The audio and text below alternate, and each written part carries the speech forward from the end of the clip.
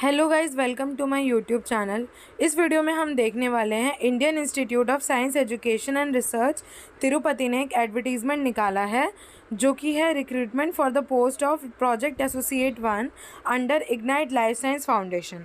तो इन्होंने थोड़ा आइजस तिरुपति के बारे में बता रखा है कि ये एक प्रीमियर ऑटोनॉमस इंस्टीट्यूशन है जो कि स्टैब्लिश हुआ था by the ministry of education government of India for promotion of high quality science Education and research in the country. उसके बाद इन्होंने बताया जो ये इंस्टीट्यूशन है वो इनवाइट कर रहा है एप्लीकेशन फॉर इंडियन नेशनल, मतलब ये इंडियन लोगों के लिए है सिर्फ। ठीक है, तो इसका जो पोस्ट का नेम है वो प्रोजेक्ट एसोसिएट 1 है। नेम ऑफ द प्रोजेक्ट है metabolic intoxication as a novel strategy for adjuvant therapy to eliminate mycobacterium tuberculosis. Funding agency इसकी इग्नाइट लाइफ साइंस फाउंडेशन है और साथ ही साथ ये प्रिंसिपल इन्वेस्टिगेशन प्रोजेक्ट कोड जो भी है। ठीक है, फिर उन्होंने मिनिमम क्वालिफिकेशन के बारे में बताया कि एसेंशियल क्वालिफिकेशन होना चाहिए एमएस या फिर MSc in life sciences, bioinformatics, biotechnology या फिर कोई इक्विवेलेंट डिग्री। डिज़ायरेबल है कि प्रोजेक्ट एक्सपीरियंस होना चाहिए in structural biology, bioinformatics, docking, molecular dynamics, इन लोगों को प्रेफर किया जाएगा। और साथ ही साथ ये जो रिसर्च एरिया होना चाहिए बायोइन्फॉर्मेटिक्स और माइक्रोबायोलॉजी होनी चाहिए।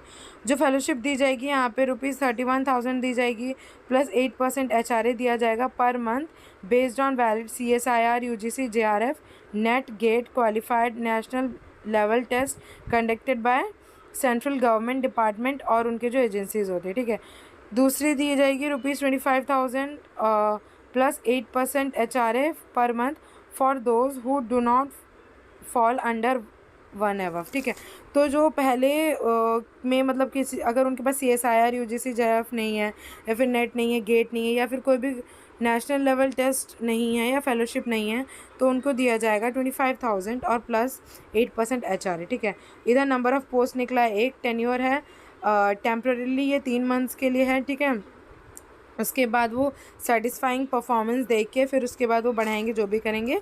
एज जो है ये 35 ईयर्स से ज़्यादा नहीं होनी चाहिए। ठीक है, और लास्ट डेट है इसका जुलाई 3, 2024 5 PM। अब इन्होंने बताया कि हम यहाँ पे अप्लाई कैसे कर सकते हैं। जो इंटरेस्टेड कैंडिडेट्स हैं वो अपना एप्लीकेशन भेजेंगे बाय ईमेल। ठीक है, तो ये होगा PDF फॉर्मेट में कन्वर्ट करके इन्होंने गिवन ईमेल आईडी पे भेजना है 5 PM से पहले जुलाई 3, 2024 में। ठीक है, साथ ही साथ नेम ऑफ द पोस्ट और प्रोजेक्ट कोड भी मेंशन करना है। ठीक है, और अगर सिर्फ रिज्यूम या फिर CV भेजा जाता है ईमेल से, इन्होंने लिखा हुआ है, तो उसको वो कंसिडर नहीं करेंगे एज अ कंप्लीट एप्लीकेशन। ठीक है, सेकंड उन्होंने बोला है लिस्ट ऑफ जो शॉर्ट लिस्टेड कैंडिडेट्स होगा वो नोटिफाई कर देंगे ये ईमेल के थ्रू। ठीक है, और अपने मोबाइल नंबर और ईमेल आईडी मेंशन करने के लिए बोला है इन्होंने एप्लीकेशन फॉर्म में। वो होना चाहिए एक्टिव, मतलब वो चलना चाहिए। ठीक है, एक्टिव हो रहना चाहिए। कैंडिडेट्स थर्ड में इन्होंने लिखा है कैंडिडेट जो होता है उनको मतलब they should fully satisfy themselves before applying that they possess the qualification. ठीक है, एंड एक्सपीरियंस, जो कि एडवर्टीजमेंट में इन्होंने दिया हुआ है।